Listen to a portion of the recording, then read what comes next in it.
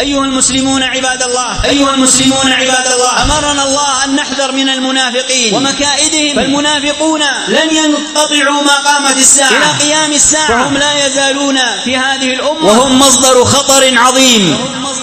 كم هدموا من الحصون، وكم اقتلعوا من القلاع، وكم كانوا سببا في تخريب الديار والدخول على أهل الإسلام. سهلوا الطريق لأعداء هذا الدين، فكانوا معاولة من داخل بلاد المسلمين يتكلمون بألسنتنا وهم من جلدتنا، ولكنهم من ألد الأعداء علينا. يصدق فيهم قول الله عز وجل: إن تمسسكم حسنة تسؤهم، وإن تصبكم سيئة يفرحوا بها. والعلاج: وإن تصبروا وتتقوا لا يضركم كيدهم شيئا، إن الله بما يعملون محيط.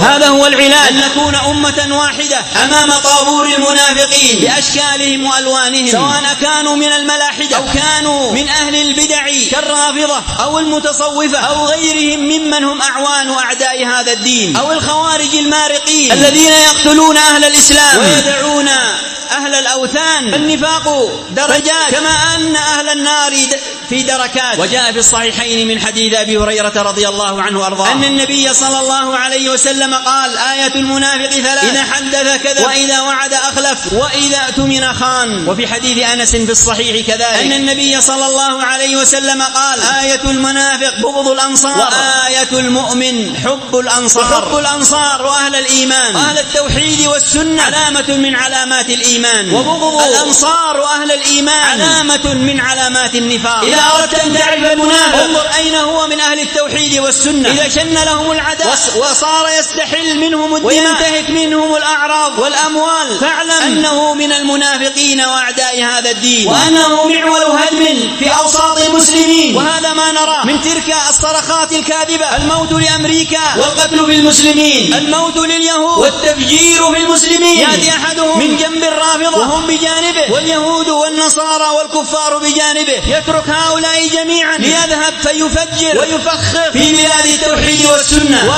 ويقتل أهل الإسلام والسنة، ويترك هؤلاء لأجل أن نعرف أين يأتي العداء ومن هم الذين يخترقون صفوف المسلمين.